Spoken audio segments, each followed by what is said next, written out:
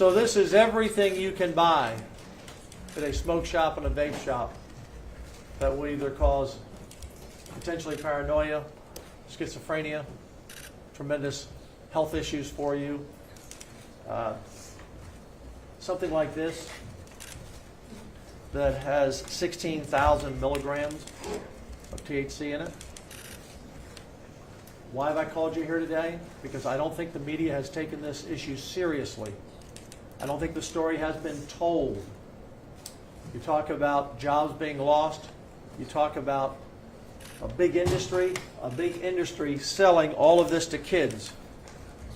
This bag sells for $40. Big profit items. By the way, I'd be happy to share it with you, but I don't know what's in it because no one knows what's in it. It can poison you, not just children, but adults. This is all sold. Even the senators haven't seen all of this. It's all sold for kids, designed for kids and adults. This one, this little bag of jellies, mango peach, $90 for a bag. Send you sky high. We have no idea. Some of these things are so mislabeled, and the police will talk about that in a moment. No one knows what's in any of this. This is why we passed Senate Bill 3. This is why the House passed Senate Bill 3, to ban these products. Sour bells, slices. How about gummy worms? Gummy worms.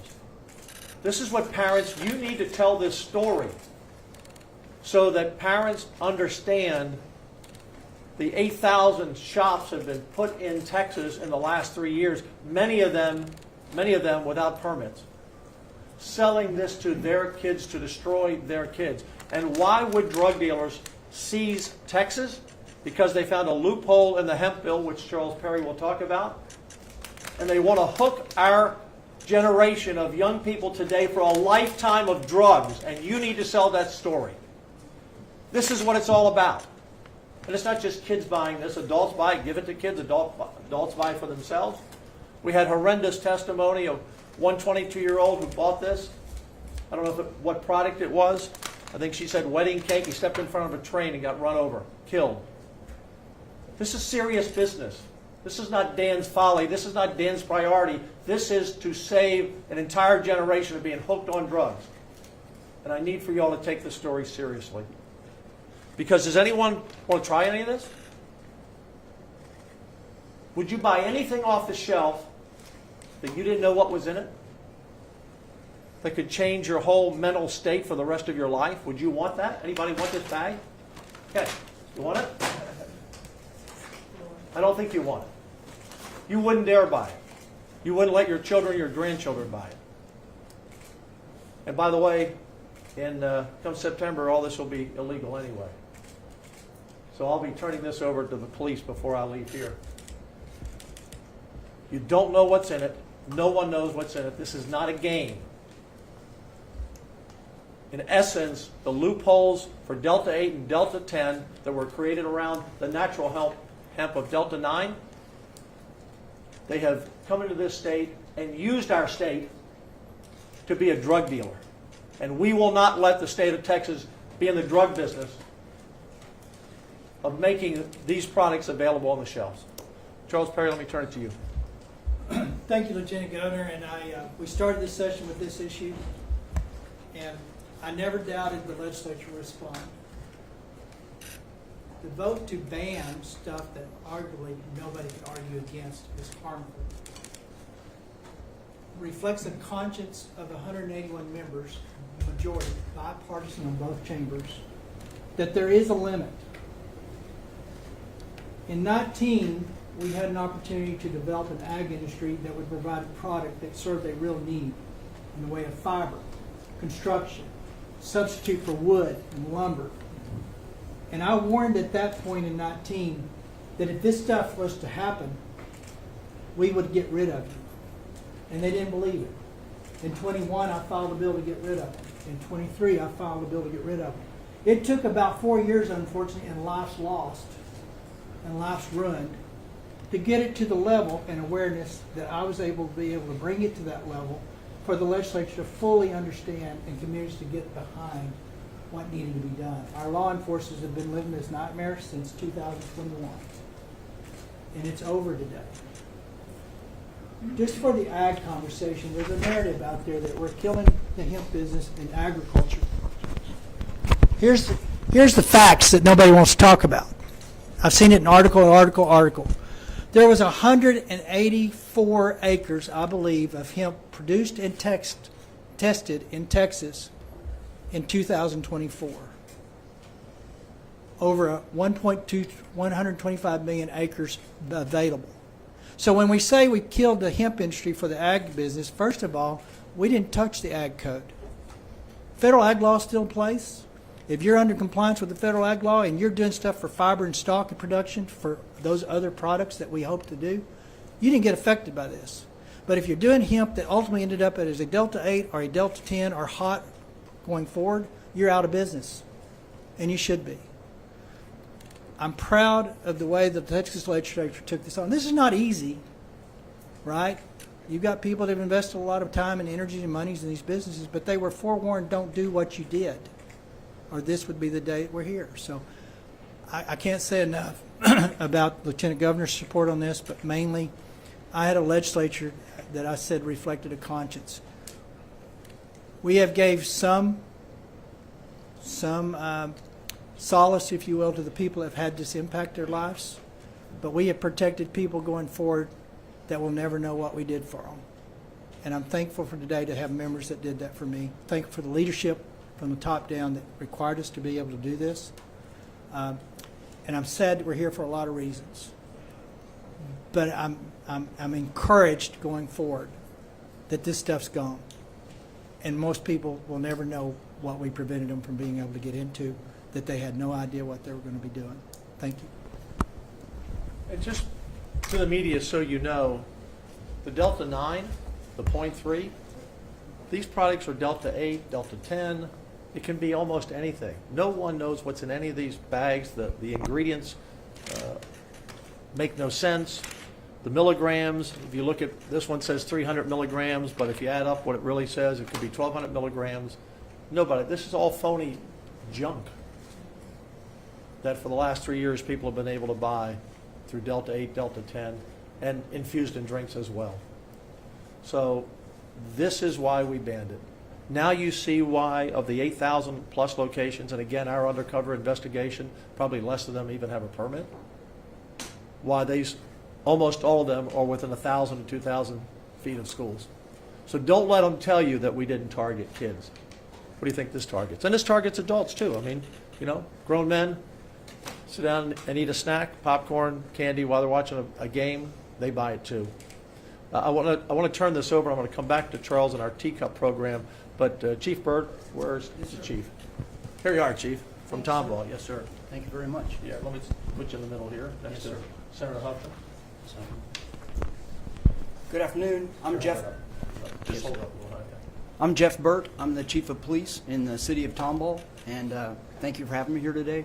On behalf of the Texas Police Chiefs Association and really law enforcement across the state of Texas, I want to thank the House, the Senate, and Lieutenant Governor for having the courage, the conviction, the wisdom, and the character to do something about an epidemic in our state. I've been in Texas for 5 years. 24 years for the last 24 years prior to that, I lived in Los Angeles. I was LAPD and worked a few narcotics units, and I saw when marijuana was legalized and then hemp products and gummies and all this and edibles came in, and it was unregulated havoc, and it wreaked havoc on a state that is still feeling its repercussions. And in Texas, we are better than that. We have to be better than that. Ladies and gentlemen, what they said in front of you, as a guy who raised 4 daughters with my wife, I read every label on everything. And I think Texas are smart, people are smart consumers. We are. We can tell you what's in a bag of Cheetos and in a bag of, in a Snickers. I can't tell you what's in here. This right in front of you is a drug deal. That's all it is. And it's the most insidious kind of drug deal, because it isn't somebody that sneaks off when a police officer sees him or her and runs into an apartment and we go chasing. They're selling this in gas stations right next to Snickers and Cheetos. I love Snickers and Cheetos. But the bottom line is, this is This is that kind of deal, and it's happening right under our noses. And law enforcement, if we are anything, this badge that sits over our heart for every man and woman, it doesn't just sit over our heart, it is our heart. We are supposed to be the answer. We are supposed to come to people's aid and solve problems. And when we can't test this in a cost-effective way or to understand even what's in it, we're at a loss. We want to be the answer. I don't want you to have to dial 912. There isn't a 912. We want to solve your problems. And this bill is a massive help to law enforcement, but more than that, it's a help to our towns, our communities. In the city of Tomball, beautiful little place, there are 3 times as many establishments that sell THC edibles as there are family restaurants. So this is a big deal, and it's I'm so grateful and stand by the Lieutenant Governor and the House and the Senate and law enforcement. Thanks you all for your dedication. Thank you, Chief. Yes, Thank you, sir. Oh, I'll just go there. Guy Willis, where are you, Guy? DA from Collin. Is Guy here? Oh, come on up. Oh, hey, Guy. I didn't see you in the crowd. Grab the mic there. Hold it close. Good afternoon, Greg Willis, Criminal District Attorney in Collin County. I think Senate Bill 3 is all about closing this loophole that is literally swallowing our next generation. It's a loophole so large that an entire industry has been able to walk through it and at the same time reach into our kids' minds and deform them in some ways. We're talking high potency, synthetic THCs, candies, gummies, colorful vape pens. That's all been sold as legal hemp. Now, if you look at it, you see around here, this stuff is packaged. It looks harmless. It looks fun. It looks kid-friendly. There's no mistake in that because they are targeting our kids. Targeting our kids. Not adults, not patients, but our kids. And in Collin County, we see the results of it. We see the psychotic episodes. We see the suicide attempts. We sit down with parents who are heartbroken and devastated after something has happened with their child, after they consumed something that everybody thought was safe.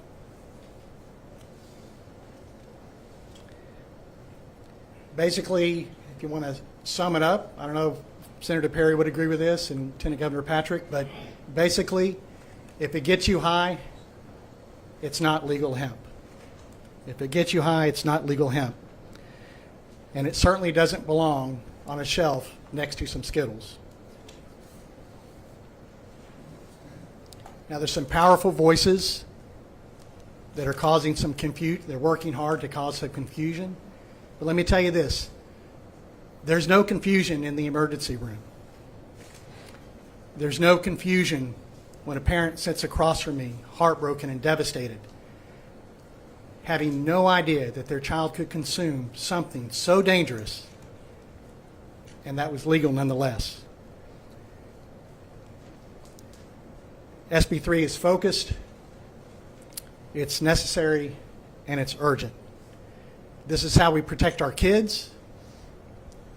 This is how we protect mental health. And this is how we fix a law that has failed to protect either one.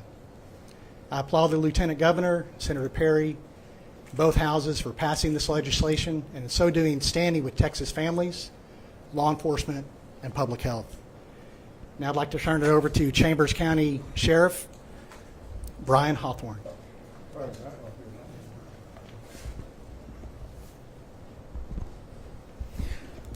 Thank you, Prosecutor. I'm Brian Hawthorne. I'm the Chambers County Sheriff just east of Houston on Interstate 10. I think it's important for everybody to know the little town of Winnie in Chambers County has more retail stores that are selling THC products than we do fast food, and that's on the interstate. So that ought to tell somebody something.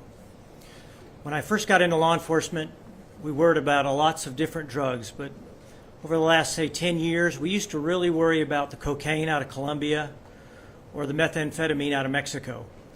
I now worry about the baked goods coming out of California and the candy coming out of Colorado. And what's really interesting is the fact that many of these products that the Lieutenant Governor has here on the table, they don't allow them to be sold in their state. They just ship them to us to poison our children. So on behalf of the Sheriff's Association of Texas, we stand with Senator Perry for authoring this bill, and we stand with Lieutenant Governor for moving this bill. And thank you to the House for moving this bill along with us. And the Sheriffs of Texas support everything that the House of Representatives and the Texas Senate are doing to try and save our children. Thank you. And thank you, Chief. Thank you, Sheriff. John Wilkerson, 10 PA. Hey, John, come on up.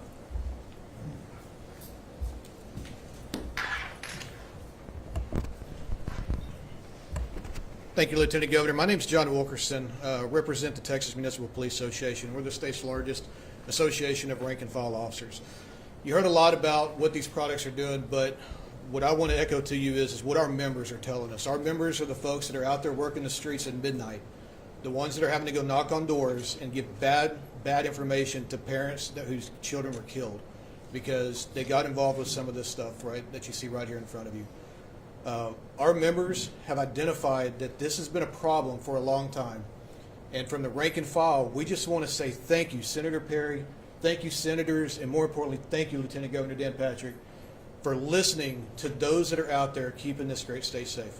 Thank you. Thank you. Thank you, sir. Watch that forward there. Yes, sir. All right. Also want to recognize Tom Oliverson from the House, who helped us with the Compassionate Use Program. We are launching the biggest compassionate use program in the country with Charles Perry, going from 3 licenses to 12 licenses, expanding to chronic pain, terminal illness, because some people have said, well, what happens when this goes away? And you know, the people who are saying that are the people making all the profit off of this. They don't care about the health of adults or children. They care about making a profit. That's all they care about. But we wanted to respond to that. And so we have expanded that program, working with the only pain person we have in the legislature, Tom Oliverson. So we're also rolling that out at the same time through that passage. You want to make a comment, Charles? Yeah, I'd say we promised on the front end, when we get rid of the bad stuff, we'll find a way to thread the needle for those that have found benefit in not this stuff. They're confused. But there is a cannabis line out there that does help people. So the Teacup program that's been around since 15 is now going to 12 locations. The Lieutenant Governor said, here's one big change. We increased the dosage to a 10 milligram level. So that's significant enough to address the pain that a lot of these people seek through that relief. We also add, as he said, added chronic pain. Chronic pain is a big shift. It's a big birth of potential people that probably at some level were taking some of these products at their own risk, self-medicating. You know, historically, Texas had never medicated through a gas station or a convenience store. So it's moving it to the proper area where it's prescribed, it's doctor monitored. In that program, we're going to go to those 12 licenses. We're going to push out satellite distribution centers. That's critical. Under the current program, I used the example in the previous, if someone in Lubbock needed this product under Teacup, they would have to have a physical driver take it from Austin to Lubbock. And if that person wasn't there when that person arrived in Lubbock, they would bring the product back. We're going to solve that by having satellite locations that actually store the product so that with prescript and when it's done, that person on the other end has something already there and they're not waiting and running the risk of missing it. So that reduces the cost. A large part of the cost of the Teacup program was the transportation issue. So the bill, we've addressed most of the cost factors. We're expanding supply, which brings down some of the cost. And we've given another layer of who can qualify underneath Teacup.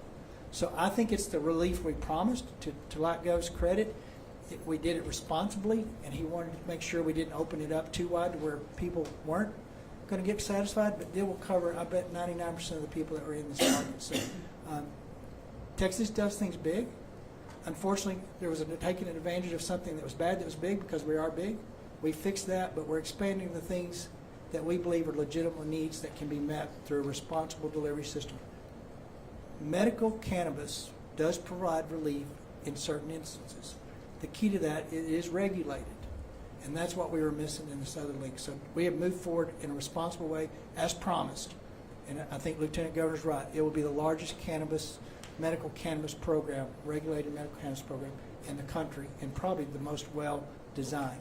And I'm proud of that fact. And Representative Alderson had a big part of what does pain look like and how can we fix the pain that people see. So we got a good bill. 31-0 last night, I think, coming off the Senate floor. So that sends a strong message that people saw the need, we addressed the need, and we did it in a way where we got 31 votes off the Senate floor to get that bill moving. And that's a clear message to our veterans. Not only are we doing the Ibogaine program, which was asked by some of our veterans like Marcus and Morgan Luttrell and others. We're doing this program, which our veterans, cancer, PTSD, chronic pain, but it's going to be regulated to protect them. So we'll take questions, but I just want to close with this. It's seldom that you all write a story or broadcast a story that literally can save lives. So please ask your editors, your publishers, allow you to put photographs and video up of some of these products, because the average parent has not been in a smoke shop or a vape shop. They haven't seen this. If they saw it, they might think it's innocent candies from some local convenience store. They might think this cereal bites are innocent, but they need to know what's out there. And you alone in this room today, everything, even from these lollipops, you go into a bank sometimes, they have lollipops up there, if you have kids. These look just like those. I mean, I'm not saying the banks have them. My point is, you see lollipops, so what do you know? You might go in the store and buy them and not even know that you're getting your kid high on drugs and hooked for life. So this is a place where you can really make a difference.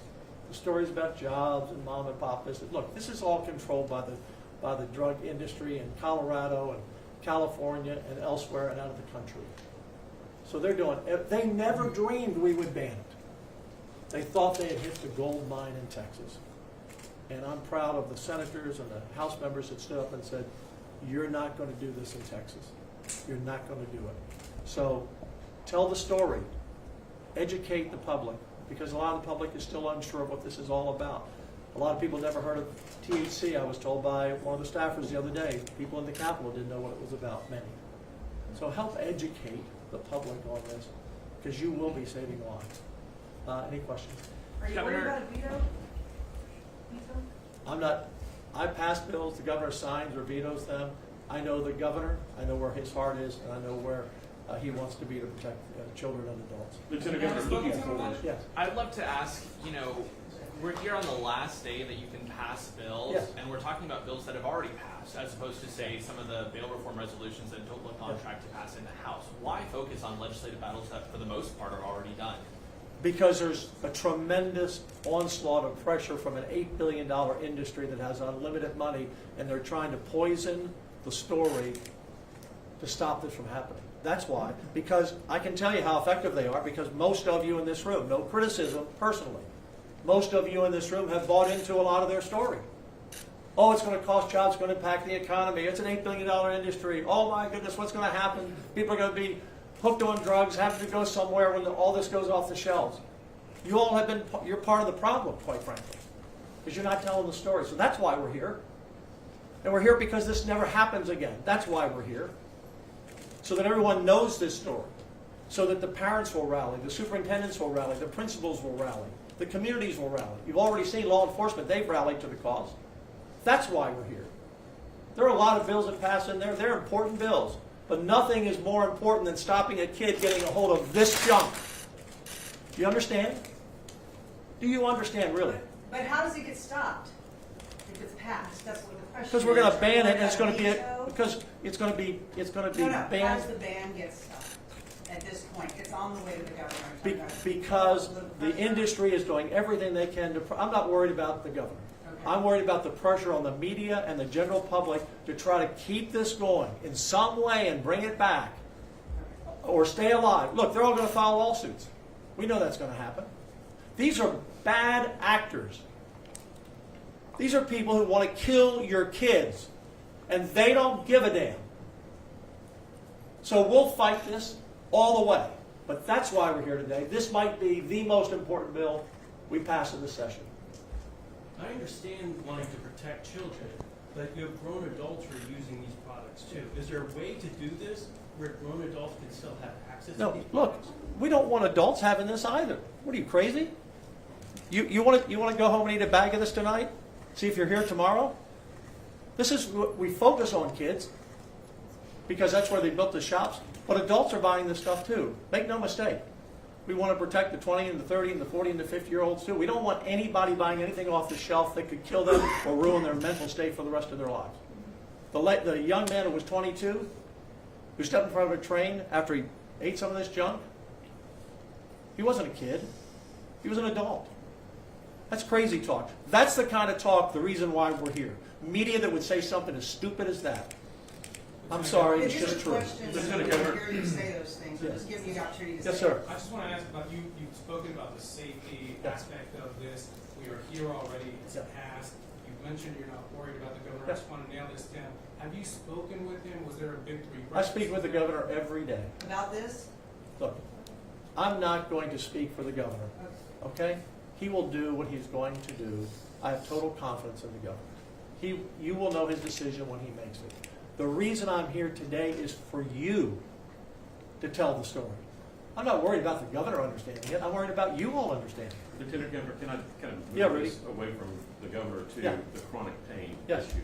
That was a big part of this Yes. whole negotiation. Senator Birdwell, early on in the debate, was really worried about opening this up with chronic pain.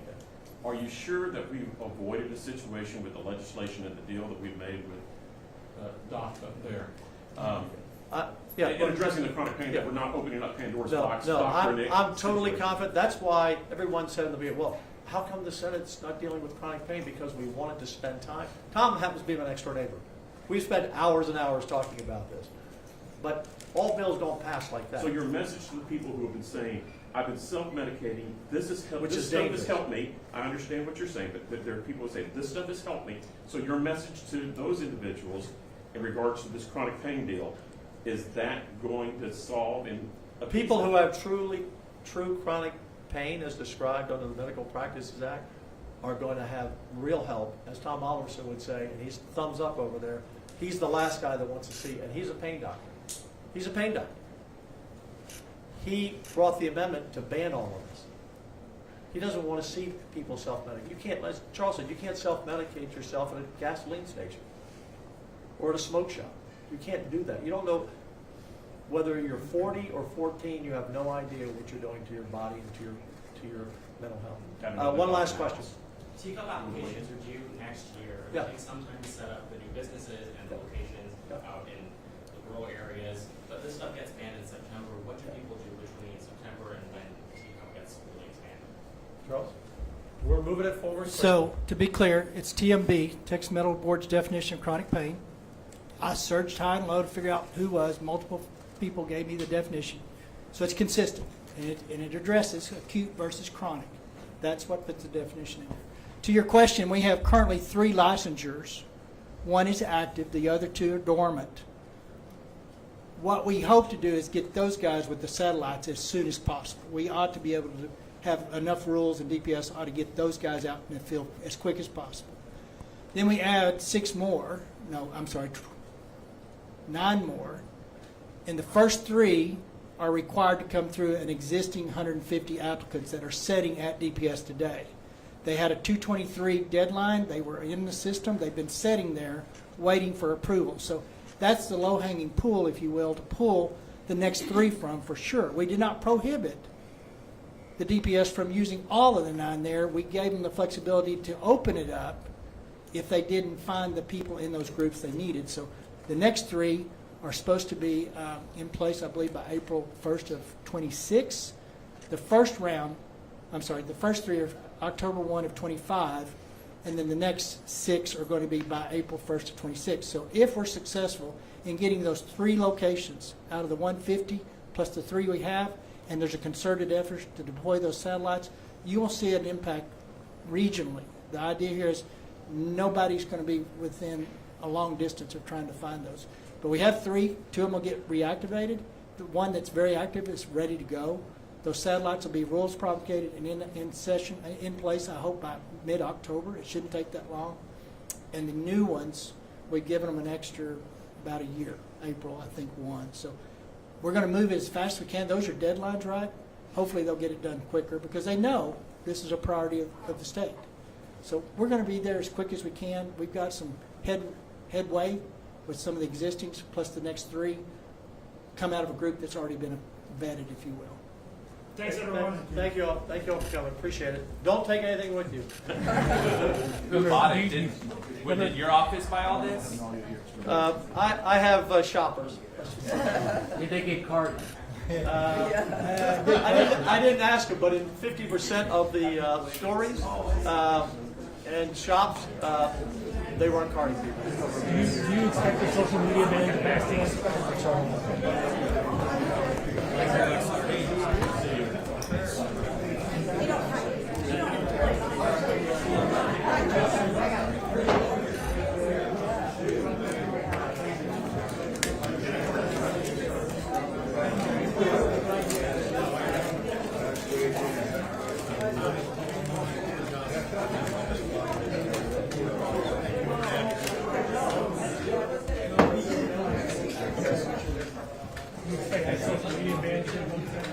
You expect that social media ban would be one of the toughest restrictions in the country?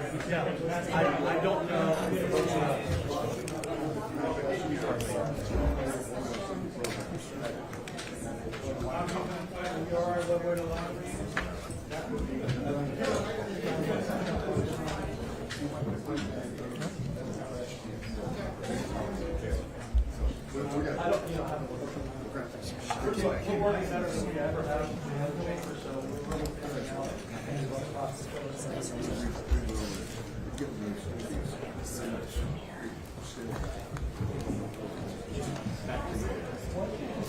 Right behind you, sorry.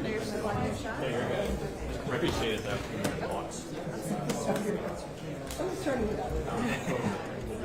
Stay in house. Out. So that's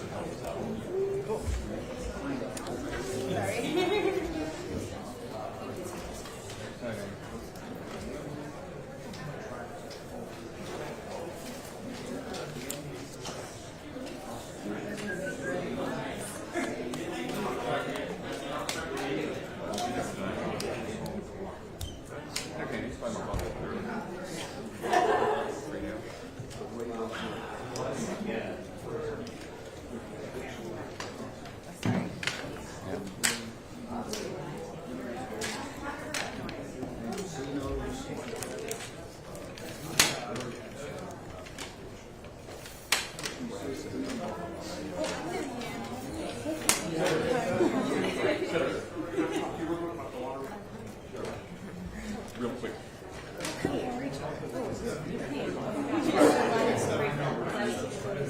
know, I was got a different. Girl, great detail shots with you. Oh yeah. Hey girl.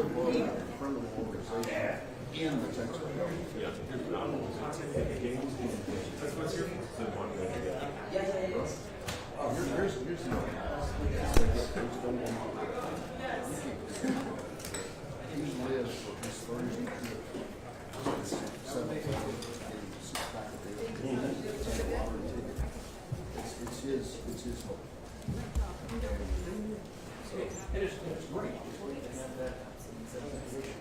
Sorry. Are you satisfied? I think that you wanted to shut it down. Are you satisfied for doing it instead? Once you accept the fact that we're not going to shut it down, I think we're doing the next best thing in the way of being reorganized. We have restructured that clearly. You're here. Courier operations, moving to telephone, and go back to a paper-slip interface so that you cannot have the high-speed buying which enabled if the theft took place. And we don't actually know how many times it did actually happen. It's already up so well. So by restructuring it, limiting it to a maximum of 100 units, maximum of 200 ticket in there and having to buy it in a brick and mortar facility like the original, this would have gone back to the original legislation. They basically said adults only, gotta be, identity, so you know you're dealing with an adult. And your interface with a lottery ticket is gonna be the paper slip, not an iPhone, not and sold at brick and mortar locations that otherwise do other business, not the warehouses. By moving it to the licensing and regulations department, this new agency, it comes back up for review in 2 years. Do you think that the game has been set up to fail? I don't think it's been set up to fail. I think what we'll see is it the proper thing to be doing? I mean, there are people who tell you gambling is not a core function of government. Running a gambling operation. And running a gambling operation we had, in which we had a criminal organization embedded in our government. This wasn't smart people from the outside figuring out how to beat the system. They may have worked with some smart people. They told them what to do. So collectively, none of this could have happened in the April 2023, except for the fact that it was set up completely from within the lottery commission itself. You believe some type of criminal operation was being done. Are you worried that this investigation will just go away and nothing will come of it? No. The investigation of what went on is ongoing, and I do expect something to come out of that in the end. It may be that the trail is cold enough that they have a hard time